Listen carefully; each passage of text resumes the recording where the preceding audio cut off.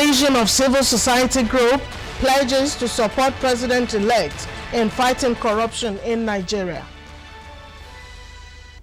And as PDP condemns alleged statement by Oba of Lagos, Nigerian police strategize for Saturday's governorship election. Hello and thanks for joining us. I'm Taiwo Odugbeson. Work resumed on Tuesday after the expiration of the Easter holiday.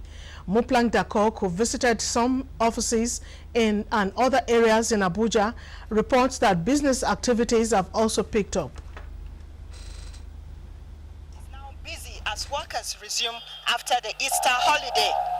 The federal government had last week declared Friday and Monday as public holidays to mark the Easter celebrations. As workers resume, commercial and private organizations that closed during the Easter celebrations also resumed activities. Workers are optimistic that following the peaceful celebrations, a season of peace and progress has come for the country.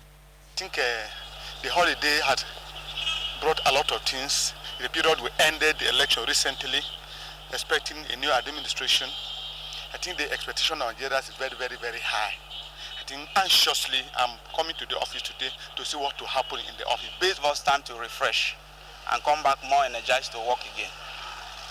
You know, as a citizen, there are things that you're supposed to do, and we pray that God will give us grace to do it. And I believe that with this the Easter that we've just finished, which Jesus has said on the cross of Calvary that it has finished, I believe that change will start manifesting.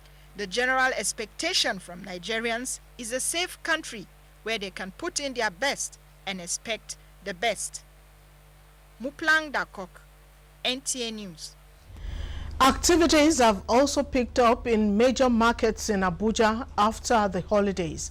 Chiazalam Ekie, who visited some markets in the city, reports that traders are having a field day. Commercial activities resumed this Tuesday nationwide after the public holiday to mark the Christian festivity.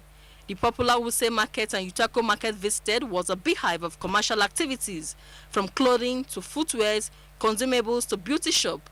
For Kofi John, a Ghanaian who has been in Nigeria for close to 10 years, he is grateful to the Nigerian government for providing the enabling environment to run his business. I just want Nigerians to know that Nigeria is a lovely place where everybody will come and stay and work. The buyers and traders, however, attribute the sales to the relative peace in the country and only hope it will continue even after the forthcoming elections. Business is going fine. Since after the election, we are seeing enough turnover. After the election, the market is going well now. Since the election is finished, at least we are selling. How are the prices? They are normal. But after the election, we really thank God. I thank God for my work because customers patronize me. But for now, business is picking. In Abuja, Chiazalam Ekie, NTA News. Moving on to politics. After 16 years of dominating Nigeria's political space, the ruling People's Democratic Party (PDP) will be taking the back seat in the House of Representatives when the 8th National Assembly is inaugurated in June. National Assembly correspondent Ifeanyi Okafo takes a look at the configuration of the House and likely implications to legislative business. In what analysts describe as Nigeria's evolving democracy, the All Progressives Congress (APC) will become the leading party with a clear majority in the 360-member House of Representatives. About 28 million citizens cast their votes for their preferred candidates.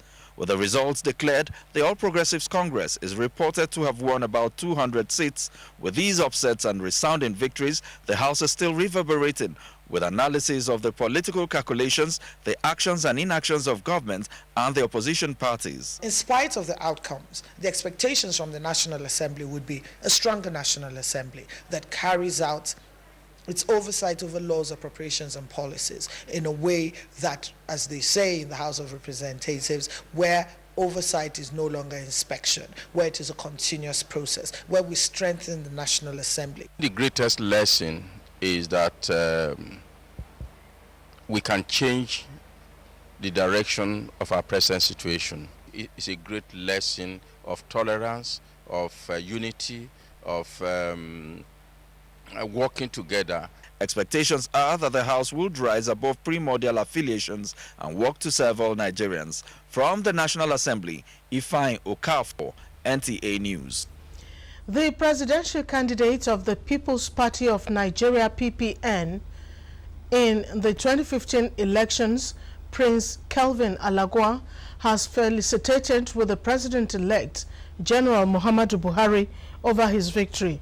In a statement issued in Abuja by the Director of Operations of the PPN Campaign Support Group, Mr. Benedict Opara, Prince Alagwa described the outcome of the elections as divine and globally adjudged as not only free and credible, but also peaceful in the history of the country. Prince Alagwa urges the president-elect to run an inclusive government and reposition Nigeria for greater and sustainable socio-economic and political development. The national chairman and presidential candidate of the Alliance for Democracy, Rafiu Salau, is directing its members to vote for the All Progressives Congress APC in all the constituencies because the party does not have candidates in the State and House of Assembly elections. He gave the directive while addressing newsmen in Abuja. Correspondent Aishatu Zango Abdullahi has the details. While congratulating the president-elect, Muhammadu Buhari, the leadership of the party says its earlier decision to adopt the APC presidential candidate has resulted to victory.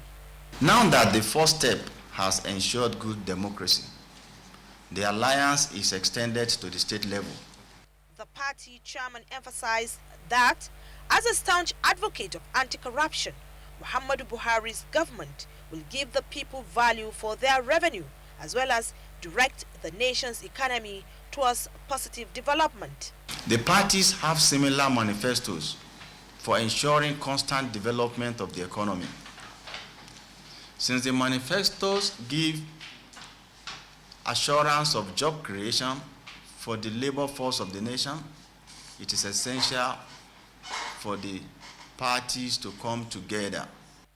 In Abuja, Aishatu Zango Abdullahi, NTA News. With the presidential and National Assembly elections concluded and the last lap, the governorship and House of Assembly set for the 11th of April, stakeholders are calling for a review of the exercise. Guests on NTA's Good Morning Nigeria program say the call is to ensure challenges experienced in the last election are not repeated in the oncoming one on Saturday. Amina Nujem has the details. Come Saturday, 11th of April 2015, Nigerians will again go to the polls for the governorship election, which will be held in 29 states, with the exclusion of Edo, Kogi, Bayelsa, Ondo, Anambra, Ekiti and Osun states. Addressing challenges ranging from the functioning of the card reader machine, late arrival of materials and INEC officials to polling stations, security issues, logistics to underage voting, discussants say were all pressing issues that needed urgent attention. Very importantly, INEC must arrive on time. INEC must have its materials complete. In very many places, there were no result sheets. We have made this call about moving around the recs. What is happening with the card reader, with the PVCs, is the beginning of the reduction of the human element. A lot of places where there were deviations from laid down procedures, those involved have actually been moved and will not, step aside, will not conduct the April 11 elections. Our major concern is the process. The outcome will be determined by the electorate. While solution for a successful election is being looked into, some will be sought in the short term, while others will require long-term solutions were the views of some guests. Elections will also be held to fill vacancies in 36 states' houses of assembly in over 119 polling units in Nigeria. In Abuja, Amina Nujem, NTA News. Coalition of Civil Society Group for Transparency and Good Governance has pledged to support General Muhammadu Buhari's administration in the fight against corruption in Nigeria. This is coming as the group appealed for prosecution of those behind the siphon of pension fund in the country. Musa Baba Aliyu has more. The coalition of civil society group is concerned over the welfare and well-being of retired civil servants who are yet to get their benefits for what is termed corruption in the system. The group frowns at the way and manner the ongoing investigation on pension payment, administration and management is being handled by the security agencies. Call on the relevant security agencies to serve as a deterrent to other members of the society who may have been indoctrinated by minors' sacrilegious and unpatriotic attitude on the said pension fund payment and management. It therefore appeals to the incoming government to fight corruption and those associated with it. These organizations, if you're Buhari, we have been fighting, and now we get more added value. Our own fight, and the new incoming president who does not like to see anything that corrupting the nations, I think we'll also join hands with him to look for all those looters. The group was constituted primarily to assist government at all levels in the fight against corruption in public service. In Abuja, Musa Baba Aliyu, NTA News. This is the news on NTA International, reaching you from Abuja, Nigeria. A recap of our major stories. We earlier informed you that ahead of April elections, stakeholders have appealed for concerted efforts to guard against the challenges of April 28 elections. And still to come, PDP condemns alleged statement by Oba of Lagos as Nigerian police strategize for Saturday's governorship elections. Details in a moment.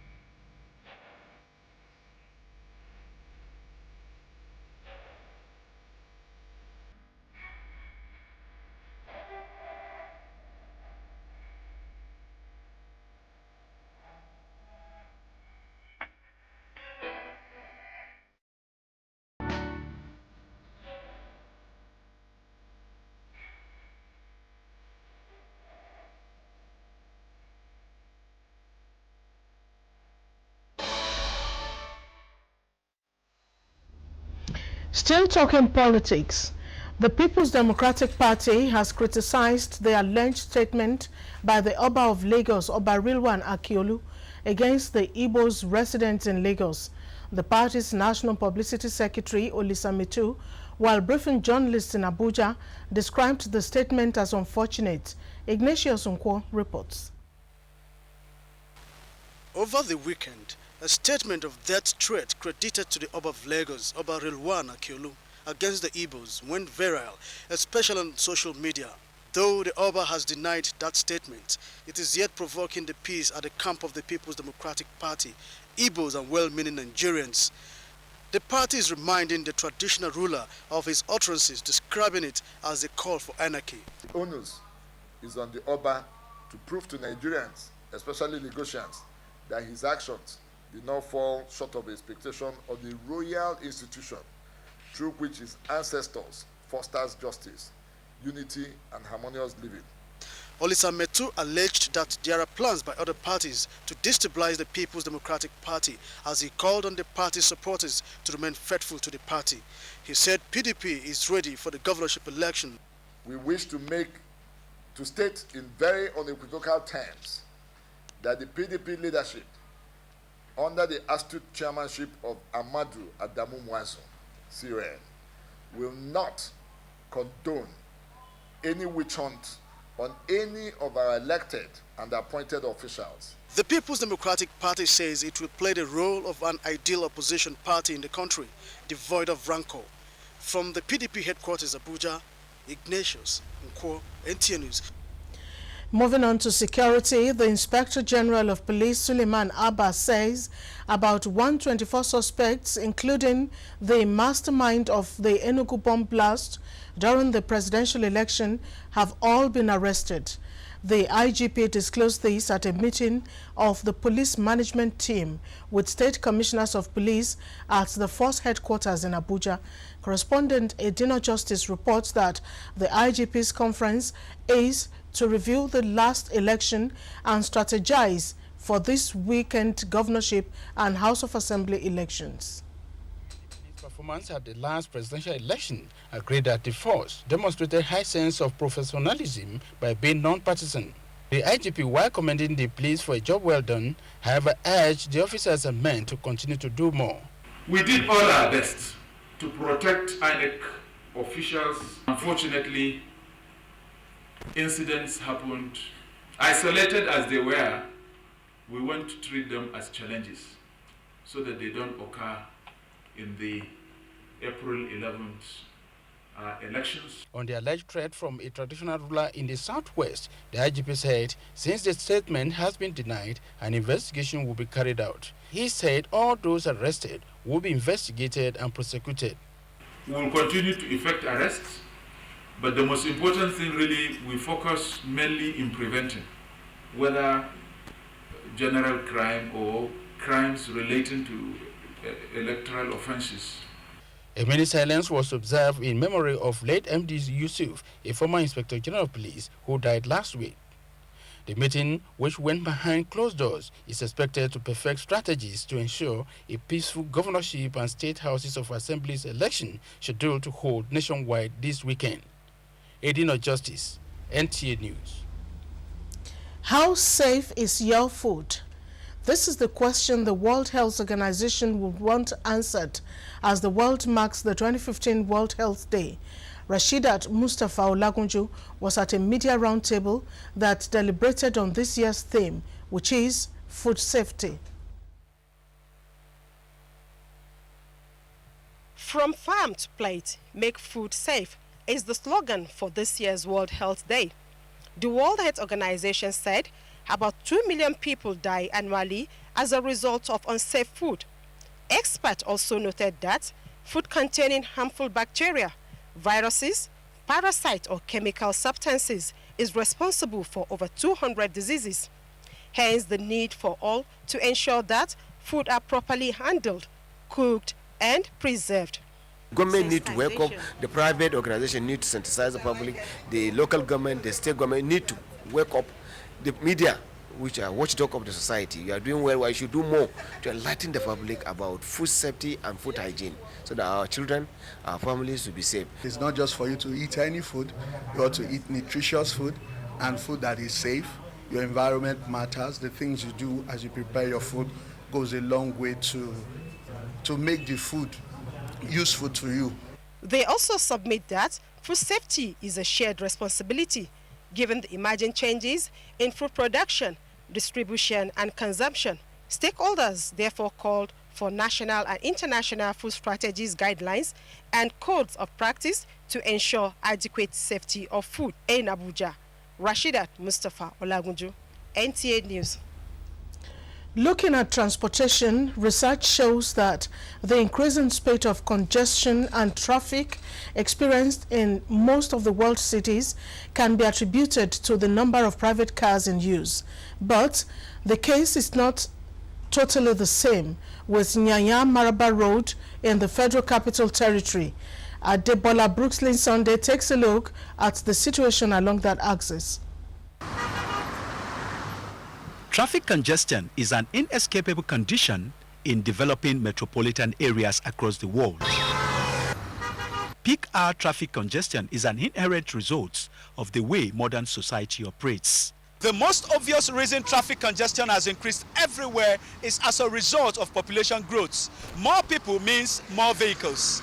And military checkpoints along this axis is also a contributory factor. We urge that people along that axis should be patient, because you can see that apart from the traffic challenges, there's also the security implications. We have the military checkpoints, although we are discussing with them to see how they can reduce it so that people can flow. Sule Dafang is a regular user of the Maraba Nyanya road and believes he has a solution to the challenge. Well, the number of cars has his own role to play, but there is this road between Orozo and Apo Mechanic, or Apo Roundabout. If that road can be, completed as quickly as possible, this go-slow will be taken care of. Federal government and the Abuja Municipal Council and all the authorities, they are working on all those roads inlet. But for now, until such roads are completed, we only have one that is coming in. So we are duty bound to respect the law enforcers. NTA investigations reveal that some of the reasons people drive their vehicles to work is to maximize comforts and avoid the stress involved in catching up with public transports. Experts in road management encourage people to use their private vehicles less and public transport more. In Abuja, Adebola Brookslyn Sunday, NTA News. Now to global tidbits. Malaysia revives detention without trial. Students in Kenya take to the street to demand for better security. And still on a foreign scene, UN Security Council demands access to Syria to assist civilians in besieged districts. Details with Basi Itaipang. A Malaysian Human Rights Tuesday appealed for people arrested under anti-legislation to be charged or released. This is coming after a prison clash left about 30 people injured. A report from the Human Rights alleged that most of them have been there for more than 3 years. Malaysia is holding more than 80 alleged suspects under the controversial internal security, which allows indefinite detention without trial. Reports from Kenya say hundreds of Kenyan students in downtown Nairobi took to the streets to honor the 148 people who died in an attack by Al-Shabaab fighters at the college campus in Nairobi. The students are also praising on the government for better security in the wake of the killings. And in Syria, thousands of civilians lack access to food and water in besieged districts as ISIL clashes with other groups. Members of the UN Security Council have expressed concern regarding the grave situation in the district in the south of the Syrian capital. Report says that conditions have worsened since ISIL entered the camp, attacking Palestinian groups, which UN agency assisting the group described as one of the worst ever. Basi Taipang, NTA News. And on sports news update, Azizat Oshola's form boosts Super Falcons All-African Games preparations as Director General of the National Sports Commission lauds the efforts of the Nigerian media in sports development. Let's join Fisayo Ogunfuyi for details of this and more.